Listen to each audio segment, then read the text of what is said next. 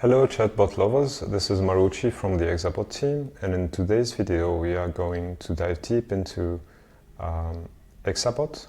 So as you can see here, this is the official GitHub repo for Hexabot. If you are not familiar with Hexabot, I would invite you to look into the introduction video that you can find in our YouTube channel.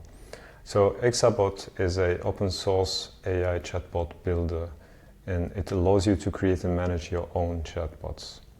In any case, in today's video, we will try to install it and use it. So first things first, you need to copy the GitHub repo URL and then open your terminal and clone the project. It may take a while. Alright, once the repo is cloned, then you can cd into the folder and type npm install, and this would install all the npm packages you will need for the project.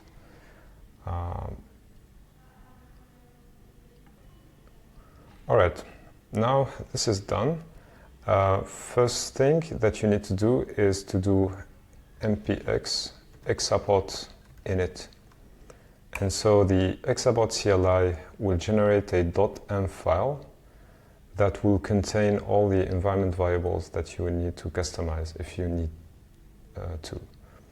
And so you will find it under the Docker folder here, .env.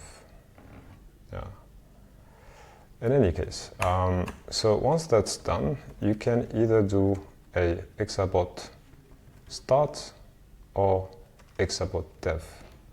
So start will pull the Docker images from Docker Hub, while the dev is for the dev mode. If you want to do some development, it's going to build the Docker images locally. So you will do Hexabot start, and this will pull the images from Docker Hub, and this is just for the initial time. Afterwards, it will just run the containers from the local images you already downloaded. And so the project has 4 containers: a Mongo database, a API, the widget, and this we will see later in a future video, and then the front end, which is the admin panel. And so to access the admin panel, you need to open a new browser tab and access the localhost 8080. For the initial login, you need to use the default login credentials that you can find in the README file and hit on sign in. Then we will go to our visual editor. So the visual editor is like a canvas where you can drag and drop blocks. So a block, you can double click on it, and you will find that each block has a triggers and the message. So the triggers is what will trigger the block, and the message is what the chatbot should respond with. So for instance, if we add a trigger, say hi, for example, the user says hi, then the chatbot should respond with hi back. And we will not, we need to not to forget to toggle on the entry point to say this is a block that can start the conversation. So I'll do that, and then I'll open the live chat tester and send hi, like this.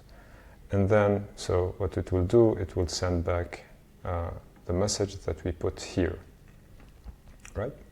And so what we can do, we can drag and drop multiple blocks here and then link them together. So for example, if then the user says, how are you? Then the chatbot should respond with, all good. How about you? So notice here we will not toggle on the entry point. That means that we cannot do like this. How are you? The chatbot will not understand, meaning that it needs to go through the entry point first. So if I say hi to respond back with a message, and then if I say how are you, then it will say all good, how about you? So this is a simple example, and you can really do many things, like for example drag and drop the quick reply block, and this it's kind of similar to the simple text. So for example, let's say here the user would say, ask me a question, right? And then the chatbot should respond, okay, what's your favorite color? And give some choices.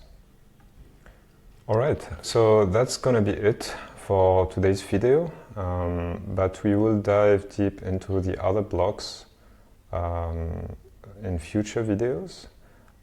So for this, I'll invite you maybe to subscribe to our YouTube channel, join our Discord, check our documentation on GitHub, and try to get involved.